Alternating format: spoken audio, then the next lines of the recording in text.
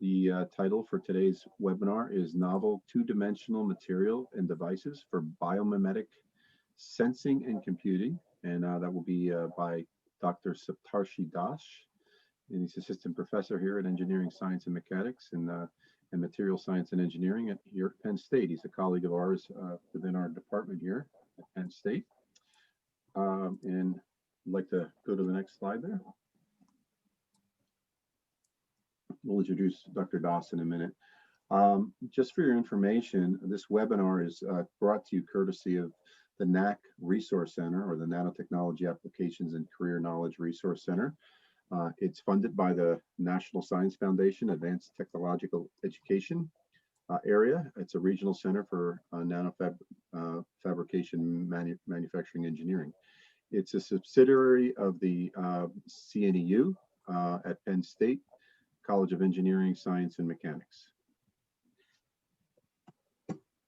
So I wanted to let you know also that on the next slide, the webinar is being recorded.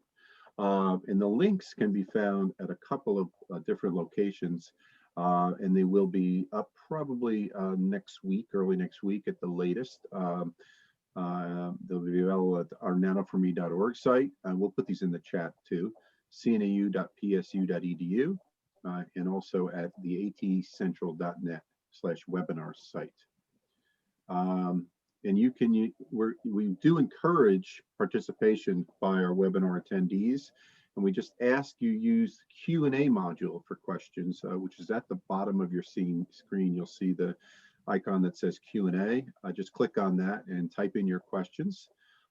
If you have technical questions or issues with controls or something like that, put them into the chat, and we encourage you to do that if you have questions there.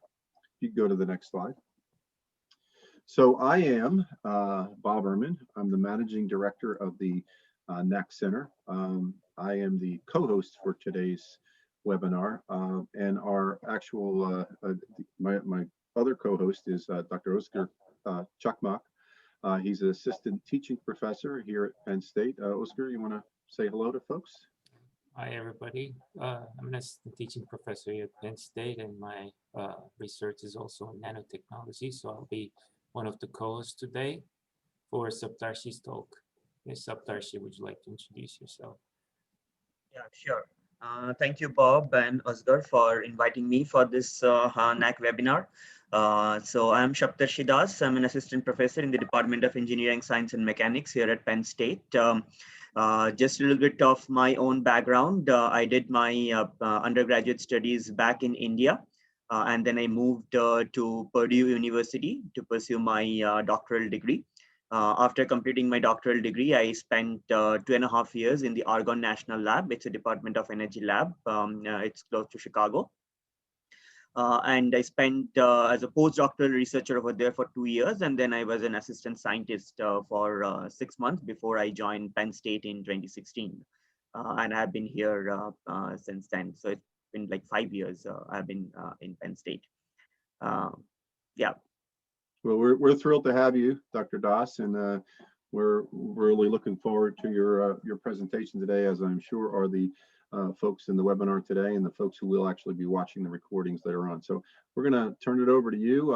We will have a question break. One of the things I ask you to do, please type in questions if you have any questions as we go along in the Q&A module, and Oscar will actually be the one fielding the questions when we get to that point. So I'm going to shut off my video and we'll let you go.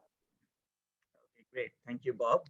So today's topic that I'm going to discuss is this novel two-dimensional materials and devices for biomimetic sensing and computing.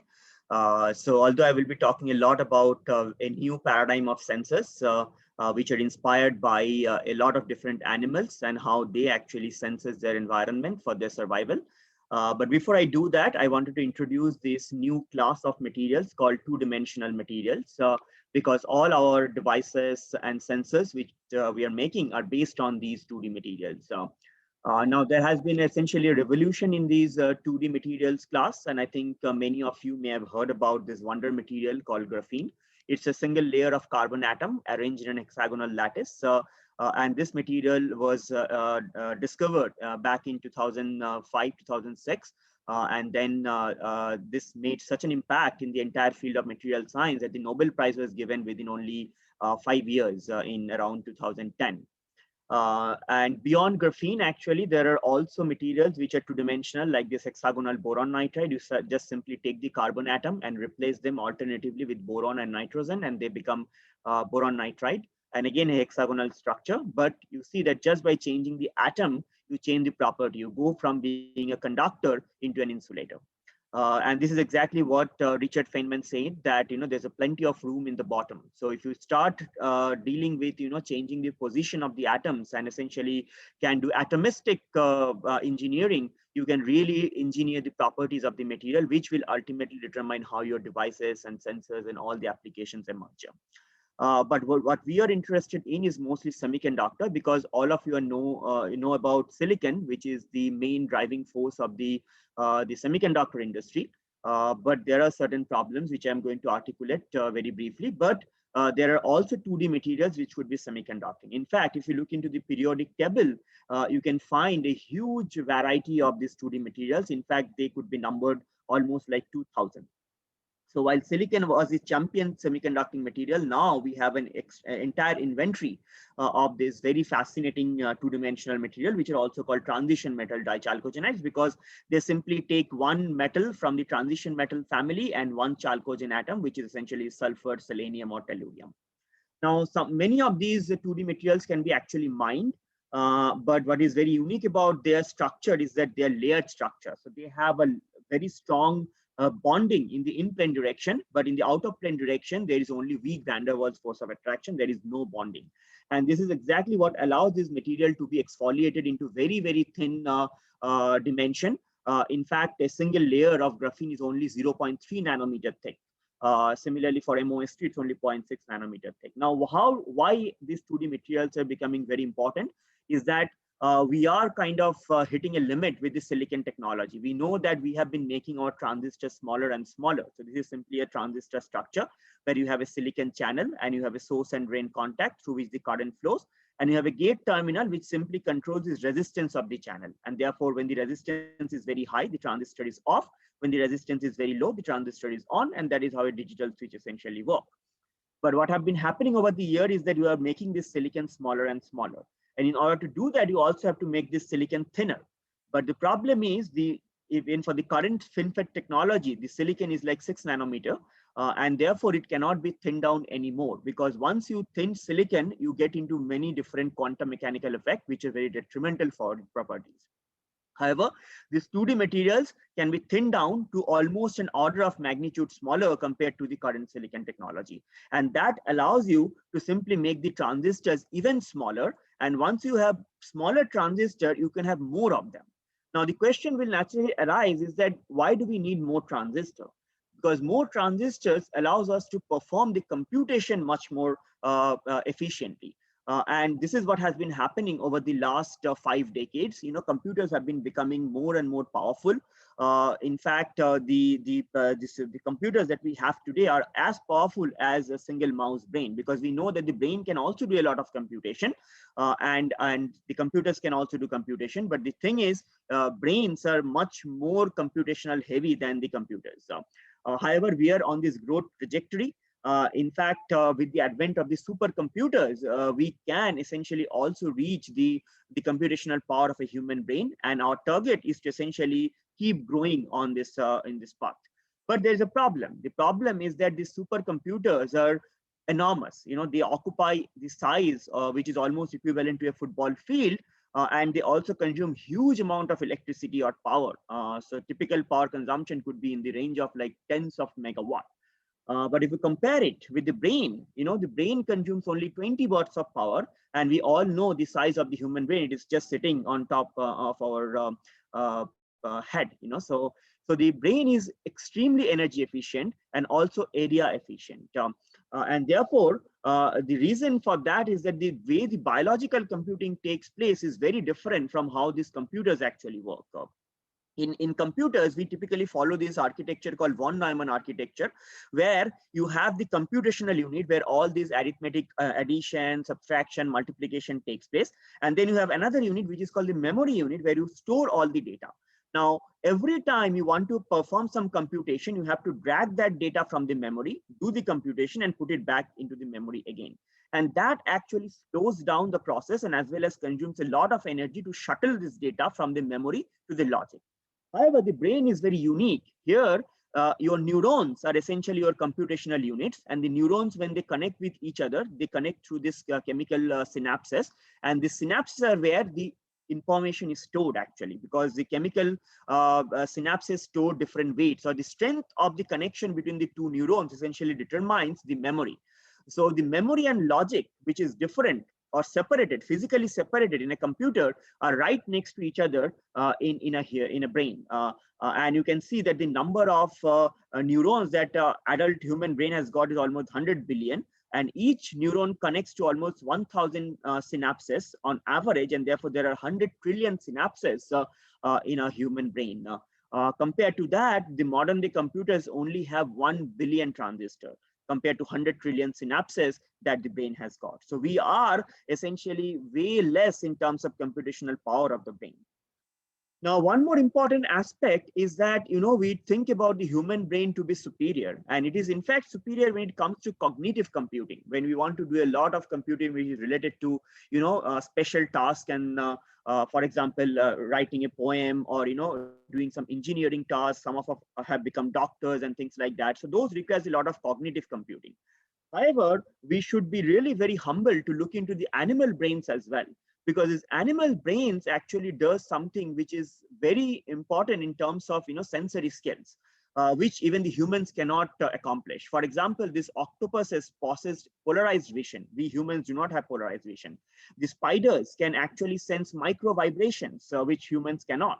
These African bush elephants can actually smell water from almost 50 miles of distance, because in Africa, in sub-Saharan Africa, you have a very scarcity of water. It's mostly deserted. And in order for the survival, they really need to have amazing sensory skill in order to locate the sources of this water. Similarly, this barn owl can actually hunt in complete darkness, which means that it does not use its vision in order to find its prey.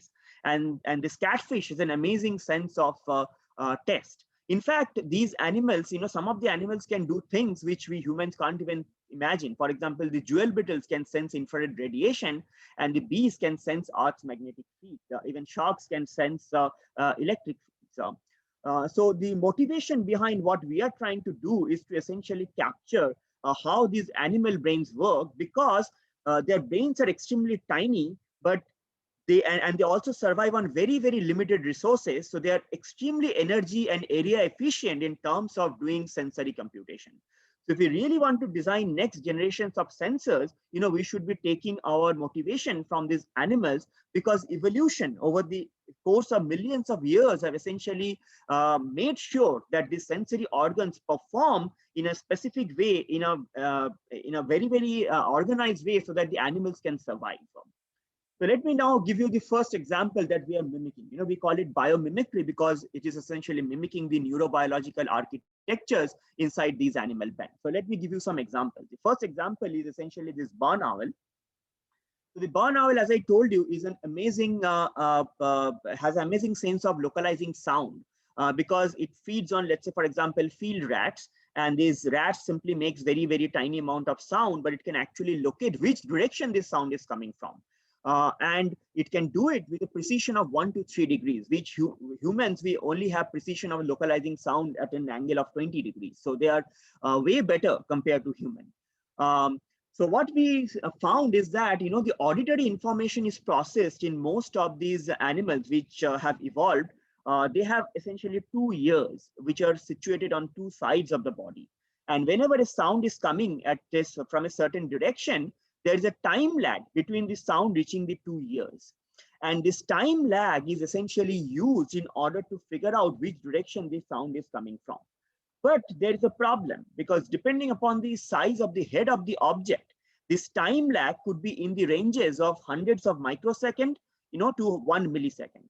However, in brain, we know that the computation takes place using neurons, and the neurons can fire only every few milliseconds. So we are trying to process an information which has to be processed in hundreds of microseconds using some computational unit which can only operate at millisecond regime.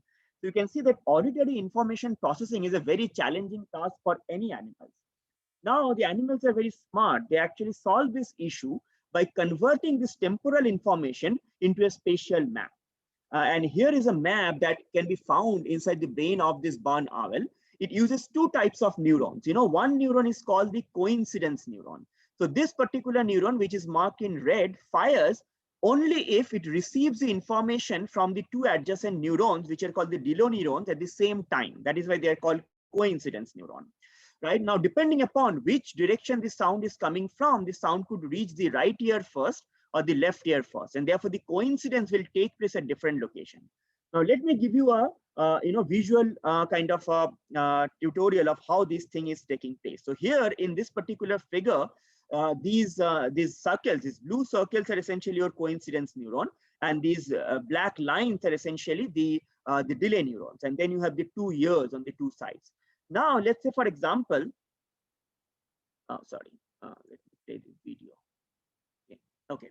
So now let's say, for example, you have a sound coming straight ahead. It will reach both ears at the same time, and therefore the sound will essentially meet at the middle coincidence neuron. However, if the sound comes from the left side, it will reach the left ear first and therefore propagate more to the left neuron and will reach and meet at a position which is somewhere more towards the right, right? And therefore, just by figuring out, which direction, where is the coincidence happening, you can figure out whether the sound came from straight forward or from left or from right, right? So that is essentially what is happening. And this is something we essentially being able to capture in our nanoscale devices. So here we essentially create a similar map that exists inside the barn owl using our 2D material-based devices. And you can see that we create these different kind of gaps. And these different gaps essentially represent these different coincidence neuron, and these different colors lines essentially represents the different delay neurons. So, and just by creating this particular device, which we call the split gate device, I will not go into the technical detail of that. We are able to essentially figure out where the coincidence is taking place. Let's say, for example, if two signals come in the top and vertical, these vertical lines, blue vertical lines, you can see that the coincidence is going to be given by a certain amplitude, while if the coincidence happens in this yellow line, then it is given by a lesser amplitude, and the same happens for the green one. So depending upon the amplitude of the current, we can figure out where did the coincidence took place, and therefore we can essentially mimic the map that exists inside the barn owl. But you may ask me the question that, okay, you have been able to mimic it, but what's the utilization or advantage of that? The advantage is that the barn owl can essentially have a precision of 1 to 3 degrees, as I told you, and humans have a precision of 20 degrees, let's say, for example.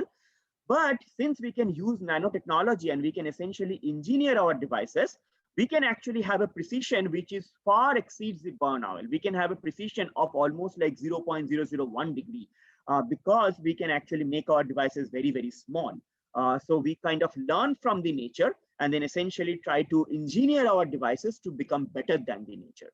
Right? So that's the advantage of the biomimicry of making it interesting and better for the next generations of sound localization. Now, let me give you another example. The next example that I'm going to give you is about this animal called locust. And I think a lot of you already know about locust, but maybe in a negative sense, because these locusts essentially move in swarms. A single swarm of locusts could contain 1 million of them. And they are known for their wide-scale devastation in agricultural fields. I think recently in the last year, they were actually in news in Africa, in Caribbean, even in India, Pakistan, they were doing massive destruction of this agricultural field. But there's some interesting aspect to learn from this locust. As I mentioned, there are like millions of locusts which fly together, but they never collide among each other. So they're an amazing collision detector. And if we can learn about their collision avoidance mechanism, we can probably design next generation of autonomous vehicles, drones, which we are essentially going to implement this collision avoidance mechanism. Now, what is even more fascinating about this locust is that in order to avoid the collision, this locust uses a single neuron called this lobular giant movement detector neuron in order to avoid this collision. A single neuron can perform this very complex task, and that is essentially a very interesting discovery. And because it uses only a single neuron, it is very, very low power. So it is extremely resource efficient.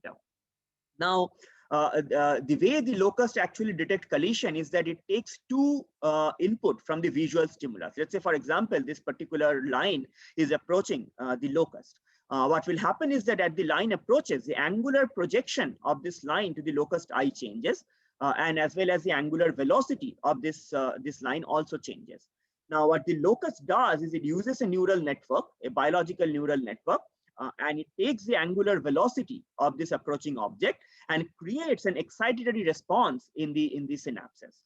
Similarly, it takes the angular projection, and angular projection also is increasing with time. But the locust uses a feed-forward inhibition process where it actually converts this angular projection into an inhibitory response. So now you can see that one stimuli actually provides an excitatory response, and another stimuli, which is theta, provides an inhibitory response. And what this LGMD neuron does is it multiplies these two and it creates a non-monotonic response. And in this non-monotonic response, the firing frequency of the neuron actually picks up right before the collision is going to take place. And therefore, this LGMD neuron notifies the motor neuron that it is time for you to change your trajectory, and the locust simply avoids the collision. So this is now we try to essentially implement, and there has been other approaches where people have tried to mimic the vision system in locust, but they were using like 34 transistors and 5 capacitors, and they were pretty big. What we have done, we have used a single device. Like the locust uses a single neuron, we use a single device which is based on this 2D material MOS2, and you can see that the device is very, very small. And we use two aspects of this 2D material. One is the fact that this material is very responsive to light, and that is essentially used to essentially capture this visual stimulus. And then we put it on top of a very interesting fabricated stack, which actually provides inhibitory response because it's sitting on a programmable memory stack. Okay, and I will talk a little bit about how this phenomenon is accomplished. But before we do that, let me give you some kind of a visual experience. So here we are showing a toy car with a LED light on the headlight, and here is the sensor, and you can see that the car comes and collides with the sensor. Now let's see what is the visual stimulus that the sensor is going to essentially experience when a car with a headlight approaches that sensor. You will see that initially the intensity of the light is low, and as the car approaches, the headlight essentially creates a very, very intense light stimulus on the sensor. So essentially what is happening is that if there are two cars which are on collision course, and let's say, for example, one of the cars have this collision detector, when they're far apart, the stimulus that the visual stimulus that the sensor sees is very weak. And as the two cars approach each other, you can see that at collision, the intensity of the light is very, very bright. So what happens is that if we simply expose the same kind of stimulus to our device, so here is the device, and we essentially expose it to the same visual stimulus. And when we do that, we create a very excitatory response in our MOS2 devices. You can see that the photocurrent keeps increasing. This is very similar to the excitatory response that happens in the locust. However, and as well as, if you have an object which is moving faster, it will create, earlier response. But if an object is moving slower or approaching slower, it creates a later response, right? So depending upon the object speed, you can essentially have different response. However, just by the excitatory response, I will not be able to tell when is the collision going to happen, right? Because that is what essentially is needed in order to avoid the collision. And the collision detection should happen before the collision is going to take place, so that I have sufficient amount of time to take escape response. So now, in order to do that, what we do is we use this backgate voltage, and we program the device. When we apply these backgate voltages to our device, what happens is that the device current kind of changes, and it actually shows an inhibitory response. So now you can see that we have an excitatory response from the visual stimulus, and we have an inhibitory response from the programming stimulus. If I combine the two, then I create a response which is non-monotonic in nature, which is very similar to the locust escape response. And you can see that the collision can be detected when the minima is reached, while the collision point is at a later time interval. Now, if we do that, you can show that, for any object speed, no matter at what speed the two objects are approaching, my time to collision is always greater than my time to detection. So therefore, I am able to detect the collision before it's actually happening. And this is again motivated by the locust. But the point is, since we have now mimicked the biological circuitry that exists in locust, the energy consumption by this sensor is only in several nanojoules. So it is extremely energy efficient. So this is another example of learning from the nature and then implementing it in solid state devices and becoming better. So at this point, I will probably stop and take some questions before continuing on the next section.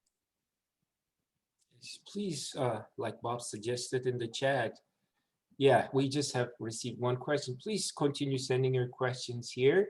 My first question while I read this upcoming question, Saptarshi, probably like you've shown, people have tried to replicate these kind of sensors, these kind of devices with the standard silicon technology. Can you compare like roughly how much of a power usage we're like gaining out of this two-dimensional materials?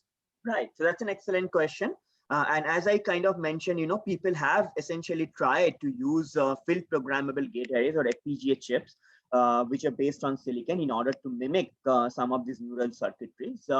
But those were mostly done, back in 70s and 80s.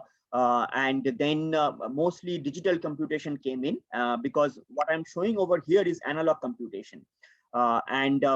Silicon was then abandoned to do analog computation because of the fact that you do not really have a lot of noise margin, which is also going to be the topic of my next discussion. So what happened is that the power consumption were actually almost in the ranges of milliwatts to several watts, because we were using a lot of circuitry, CMOS based circuitries, in order to accomplish the same functionalities. But now, once we have learned a little bit more about these animal brains, and back in 1980s and 90s, there were not the tools available to go inside the brains of these animals and really to understand the neural circuitry. We were pretty much only mimicking the sensory organs. We have never mimicked the brain of these animals because we were never able to go and measure a single neuron. But now we have technologies to essentially go and essentially figure out the neural circuitry inside them.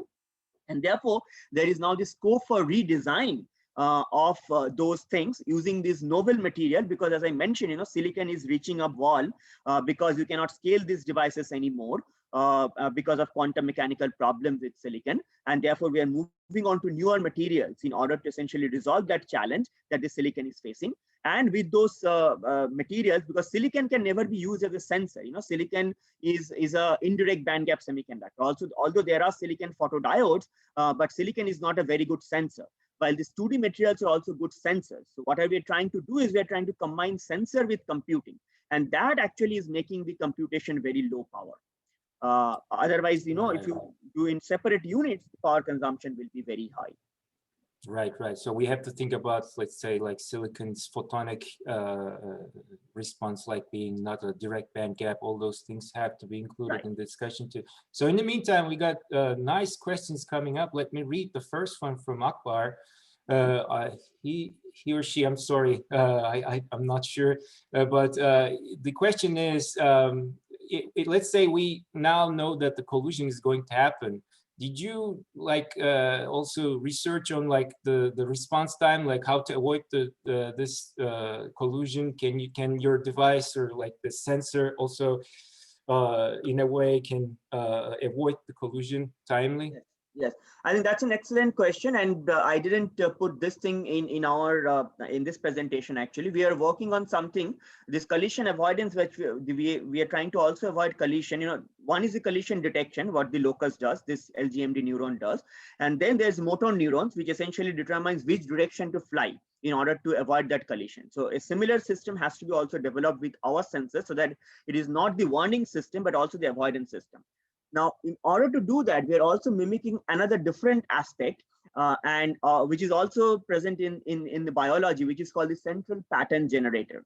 The central pattern generators are known for our voluntary motions, and essentially from feedback from the environment, you can actually change your motion direction. When a horse runs, or when we walk, these central pattern generators are actually working in the background. So we are actually trying to develop some central pattern generators, which can essentially then, once they're notified, they can avoid the collision, because those pattern generators can then direct the, the direction you have to go in order to avoid the collision. So yes, we are working on that. And as I mentioned, the fact that our devices are based on nanotechnology allows us to perform this computation in a minuscule amount of time. We can get these things done even in like microseconds.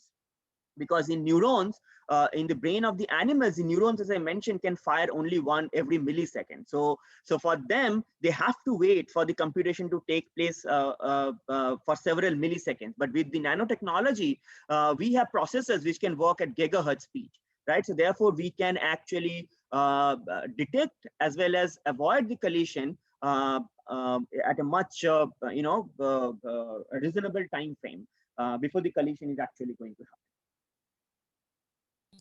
Right. So we will continue with the questions at the end. We will have another Q&A session, but just a very short answer, probably. Probably, as I remember, S2 was a direct bandgap semiconductor, right? Yes. Saptarshi? Yes. So yeah, we can continue. Please send your questions to the Q&A part, but at the end of the Saptarshi's remaining part of the presentation, we'll get back to them. Thank you. Right. Okay. So I think before I start the next section, I also wanted to tell you a little bit about the fact, since we're using these 2D nano devices, I want to give you one slide overview of how we are actually making these devices, right? So these nano devices, in order to make them, first what we do is we actually grow these 2D materials over like this 4-inch wafer, let's say, for example, and this is done by my colleagues from Penn State, the people who are doing material growth, like Professor John Redwing, Professor Josh Robinson. So they essentially use a system called metal organic chemical vapor deposition system in order to grow these 2D materials over a large area. Then they hand it over to us. And once we get those materials, we actually use a transfer technique in order to transfer this material from the growth substrate to the device fabrication substrate. And after we have transferred this material, we actually use a lot of nanofabrication tool. Let's say, for example, an etching tool, in order to pattern these 2D materials into nice rectangular shapes in order to make these sensors. Then we use e-beam lithography in order to do this patterning. And then finally, we use metal evaporators in order to put these source drain contacts, which ultimately results in these kind of device structure. So here you can see this is the MOS2 over here. These are the source drain contacts. Sorry, there's a pointer. So this is the MOS2 channel. These are the source drain contacts. And you can see that we can actually design patterns which are as small as 100 nanometer by spacing. So we can make our sensors really very small. We can even go down to 50 nanometer or even 20 nanometer. For the application that we are looking into, we are currently restricting ourselves to hundreds of nanometer. So I'm saying that at the background of all these sensors and everything working, or the biomimicry, we have a huge effort in making these 2D based nano devices. Nevertheless, let me move on and let's talk about the final topic, which is stochastic resonance, where I'm going to talk about this constructive role of noise in sensory computation. Now, typically, we all consider noise as a nuisance. We don't like noise. And it is even more important when we are trying to detect signal, right? Signal detection in a conventional approach, you will always want to increase the signal to noise ratio, right? So, and you can do it in two ways. Either you can increase the signal strength so that the signal shows up over the noise floor, or if the signal strength is very weak, then you can try to reduce the noise flow. You see here, the signal strength remains the same. You simply reduce the noise flow and you improve the signal to noise ratio. And this is true not only for electrical engineering, this is true for any field, mechanical, chemical, wherever you want to detect a signal, you always want to improve the signal to noise ratio in order for better detection. Now, and we know that over the course of last century or so, we have developed very many different electronic devices like lock-in amplifiers, low noise amplifier, and noise filters, specifically in order to remove noise, from the signal so that we can detect them better. But the problem is that these components are very hardware intensive. They are very bulky and they are also very energy inefficient. They take a lot of energy in order to minimize this noise. And these are not really appropriate for the sensors which we want to deploy in very remote locations, right? We are now trying to put sensors, let's say, for example, deep inside the ocean, or we want to essentially monitor the movement of tectonic plates, right? So they will be in remotest of location or in desert, let's say, for example. And in those locations, you do not really have an enormous or unrestricted resource of energy. So you really need to figure out a way in order to make sure that you can still detect signal under this noisy environment, which are in this remote location or resource constrained location, right? And this is again very humbling to find that the evolution of animals, there are animals which are actually relies or survive in resource constrained environment by actually exploiting noise to find their prey or escape from their predators. So here is an example. So there is this paddlefish, and the paddlefish is typically found in Mississippi River in the United States, or in Yangtze River in China. Now, there's a unique property of these rivers. These rivers are actually very muddy, so their water is very turbid. And therefore, if this paddlefish has to find its prey, it cannot really rely on its vision, because you can hardly see anything, deep inside those muddy or turbid water. And so this paddlefish feeds on a zooplankton, which is called Daphnia. And this Daphnia is very interesting. When it moves, it actually creates little electrical signals, which are very, very weak in strength. You can see that the signal amplitude is only tens of microvolt. And this is even very difficult to detect for even very many modern day electrical sensors. What this paddlefish has done is it has developed this particular organ, which is called rostrum, which is an electroreceptor. So it can actually receive this electrical signal. Now, this is very interesting that this paddlefish is able to find this Daphnia based on this very weak electrical signal, let's say up to a distance of 50 meters, okay? Now, the question was, if I add a little bit of electrical noise to the signal of the Daphnia, can it find the Daphnia, right? Because we know that when we add noise, the signal simply gets, destroyed, or kind of becomes even worse for the paddlefish to find that Daphnia. Very interesting, it was found that if you do not add any noise, then the paddlefish can find Daphnia, let's say up to a distance of 50 meters. If you add too much of noise, then the paddlefish is lost, basically because the signal is lost. It cannot find Daphnia at all. However, with the right amount of noise, the paddlefish was able to find Daphnia even at a distance of 75 or 100 meters. Okay, and these are essentially the results from that Nature paper, where they show that with the right amount of noise, the paddlefish is able to find even more distant Daphnia, which means that it can feed better, and therefore it can survive better. So here the noise actually aids in the survival of a paddlefish. Now, the question was, when they did that experiment, this experiment was done in a lab, so they can add noise into the signal. The question was, does this kind of noise actually exist in nature? In a later paper published by the same group, they found that this noise is actually created by a group of Daphnia, which are actually always moving together. In fact, the title of the paper is also very interesting. They say that it's a noisy army betrays its outpost. Essentially, this outpost Daphnia is trying to survive from the paddlefish, but the army of the Daphnia is, by making this noise, is making its survival much more difficult. And this phenomena is called actually the stochastic resonance, which is aiding this paddlefish in order to find its prey. And actually the stochastic resonance can be found in many different species. It is not only to find the prey, it is also used by many animals to escape from predators.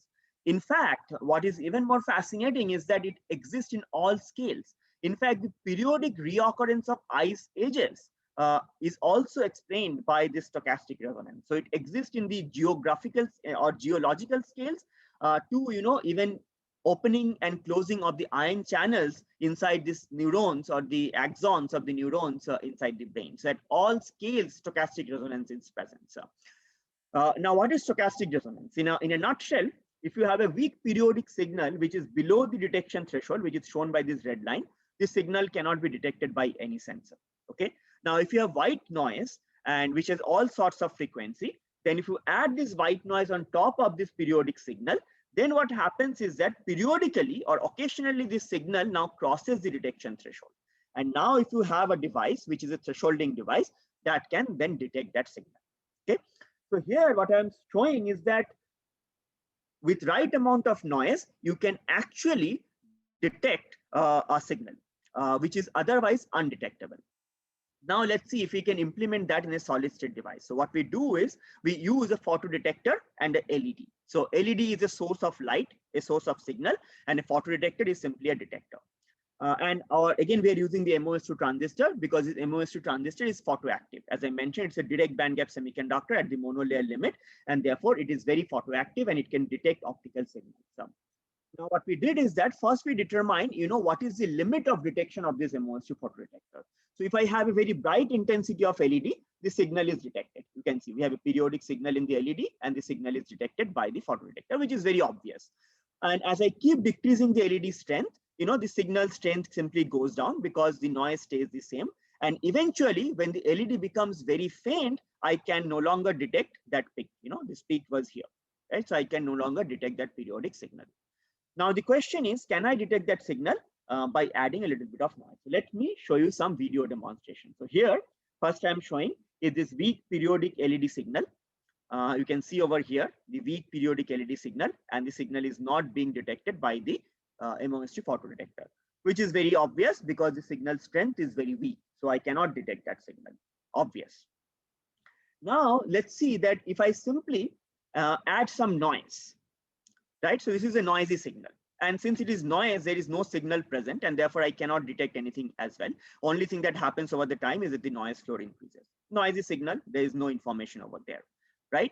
So what I've shown you now is that a weak signal by itself cannot be detected. A noisy signal, there is anyways nothing. Let's now combine the two and let's see what happens. So now I have a weak signal, and on top of that, I have combined some noise. So now it is noise plus signal, and now I'm able to detect that weak periodic signal.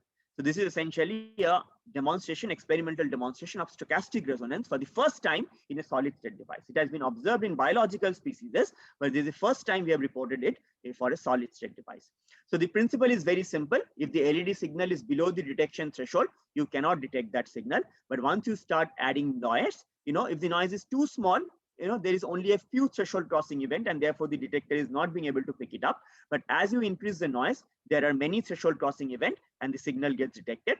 But if there is too much of noise, then everything crosses the threshold, and therefore the signal is again lost. So here is essentially the very kind of traditional SNR versus noise intensity plot, which shows that without noise I cannot detect that signal. With too much of noise, I cannot detect that signal, but with the right amount of noise, I can actually detect that weak periodic signal.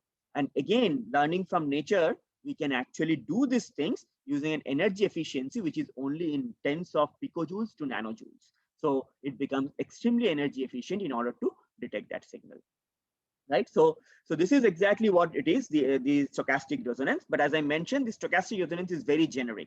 If we learned from biology, we applied it to electrical signal, but it could be applied or extended to chemical, biological, thermal, and radiation sensors as well. So with this, I think what I have been able to convey is the fact that, although human brain is very good in cognitive computing, when it comes to sensory computation, and that too with minimum amount of resources, which means that low energy and very small area, the animal brains are so much to learn from. And that is exactly what we are doing in our group. And we call this thing biomimetic computing and sensing. So here at the end, I would like to acknowledge all my students, graduate students and undergraduate students who are working on these different projects. And of course, no research can be done without funding. So we have funding from NSF, AFOSR, from Army Research Lab, and also from companies like Corning and Semiconductor Research Corporation, which has Intel, IBM, these kind of companies. So with that, I would like to thank you, and I will take any question that the audience has. Oscar, before we go to questions, I want to let people know that Renee is going to be putting in the chat a link to a survey.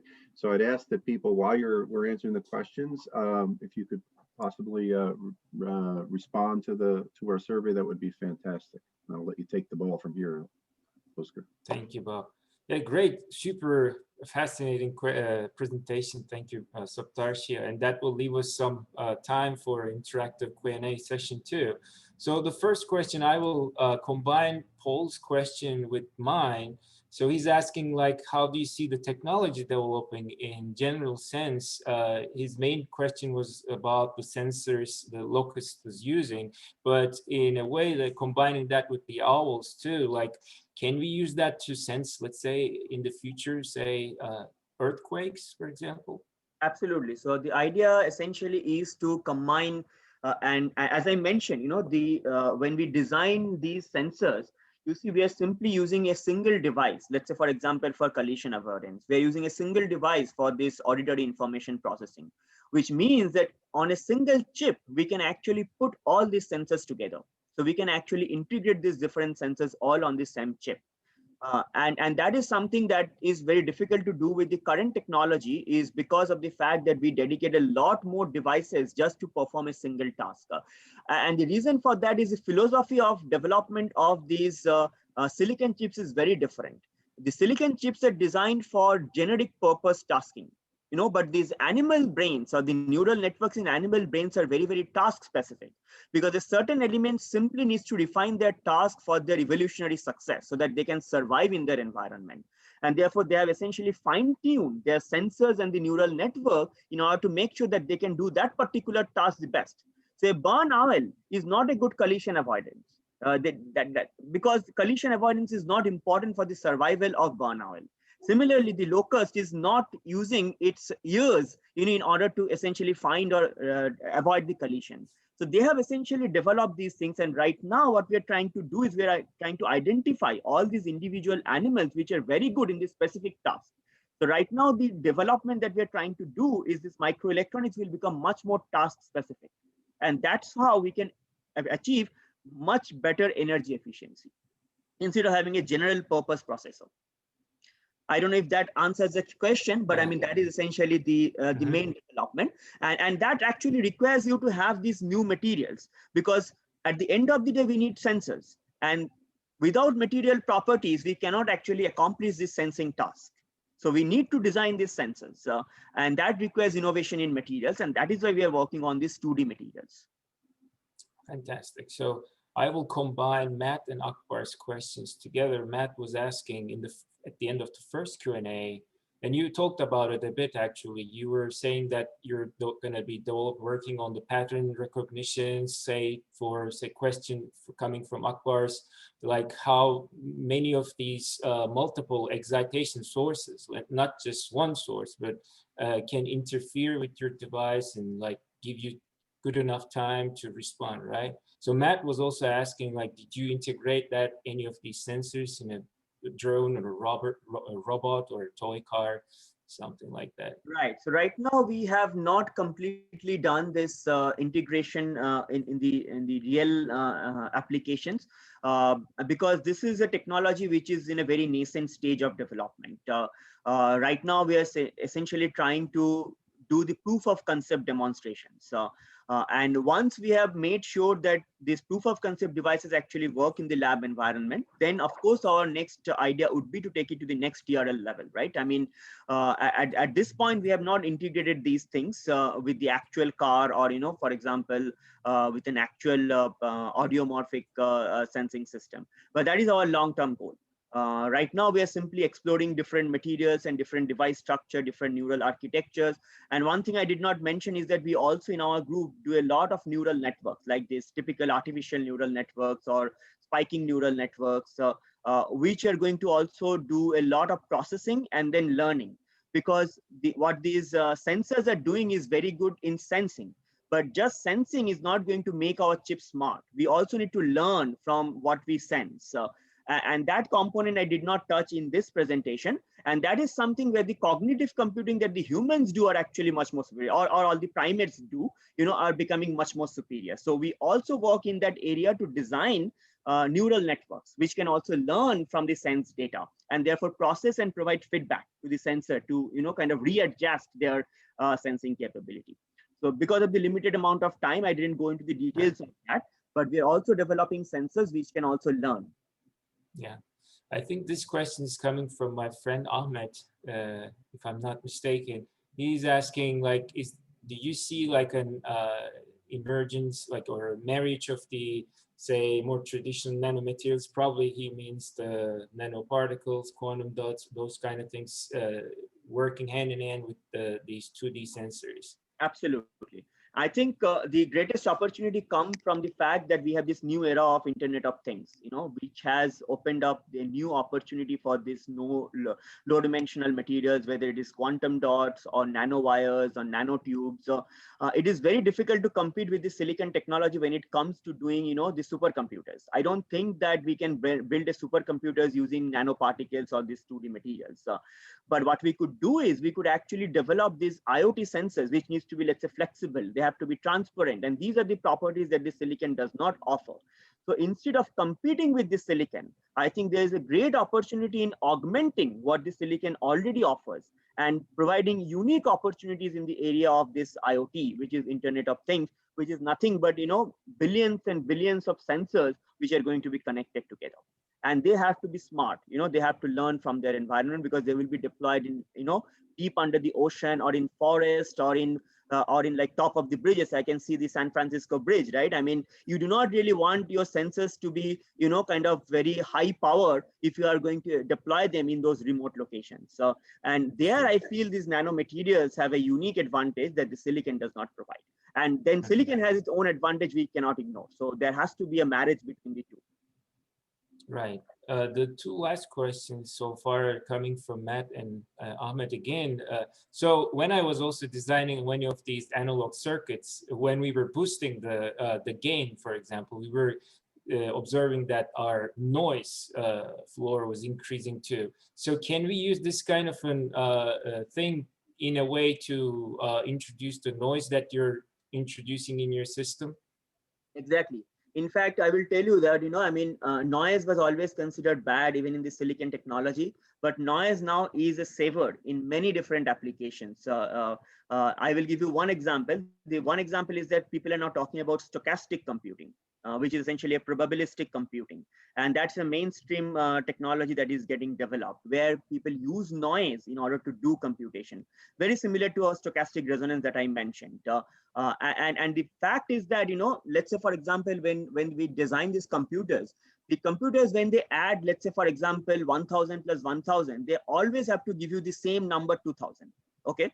But the brain can be all, because for the survival, even if you make a little bit of mistake, if you add to 1000 and say, oh, it is 1999, it is not going to impact your survival, right? But this error, that we create, that gives you enormous leverage in terms of energy efficiency, right? So accurate computing may not always be necessary, right?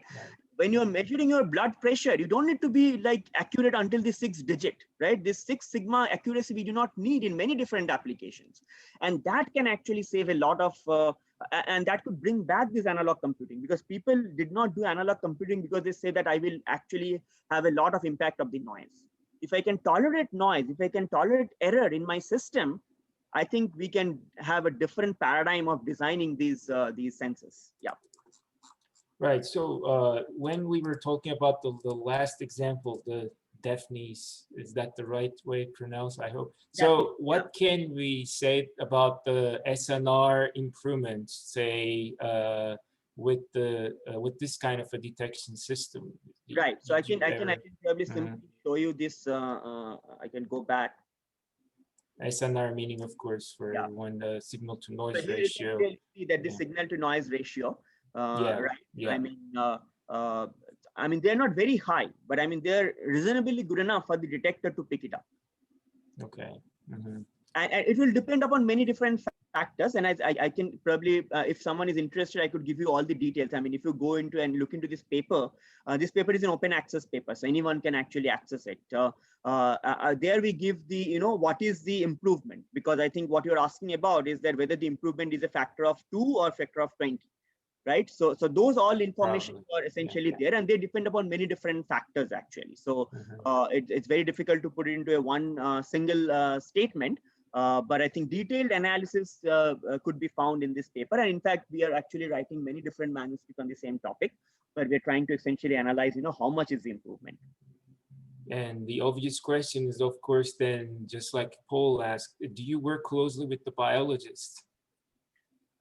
Interestingly enough, I have not yet started working closely with the biology. So we read so there is because this is a very interesting field in a sense that when biologists write their papers, they write in a different way. You know, what we are looking for is a mathematical information in those biology papers, because until and unless we understand the mathematics behind this computation, we will not be able to essentially mimic that. So I think we need to talk more to the biologist.